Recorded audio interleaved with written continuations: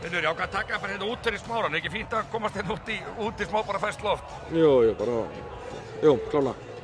Segðu mér, er ekki ansi svekkjandi fyrir ykkur að bara tapa þessu leik? Þeir eru yfir 90% á hann.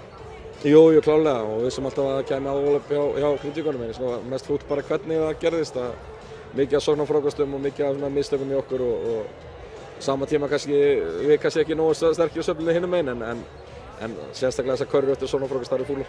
Já, það er svona það sem að kannski sker á milli.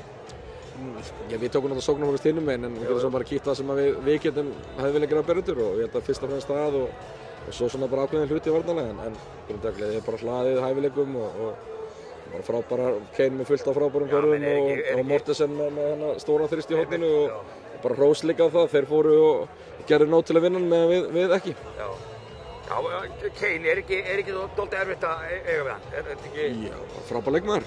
Ég meina annar leikurinn sem hann skora hérna vel yfir 30 stig og bara stórkostlegur, tók yfir hérna á köflum og sækja full auðvitað körfu fannst mér 80 en bara frábær leikmaður.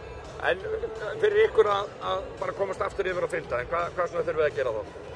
Við skoðum hennar leik og finnum hluti sem getur gert betur og hvað þurfum að gera meira af og það er bara partur af þessu og þetta er fullt að tapa en því er ekki að staldra lengi við það er hérna bara næsti leikur á fimmtudaginn og þetta er stórkostleg skemmtun og hrós á hérna á Grindvíkinga og Breiðabliksmenn við þessa umgjörð sem búið að skapa hérna og tvö frábær lið að mætast og bara gaman en segja fullt fyrst og fremst bara hafa ekki náð að klára þetta því við höfum öll tækifæri til þess. En ekki alveg reyna, þú vilt væntanlega sjá bara uppsett stútfulla Valshöll? Jó, ég trúi ekki öðru en það. Þetta er bara að segja, þetta er uppskeruhátíðin okkar körfuboltamanna og það er heiður að forréttindi að fá að vera á þessu sviði en frammistaðan okkar þóttu við það með yfir lungan leiknum hún var bara ekki nógu góð og við þurfum að gera betur.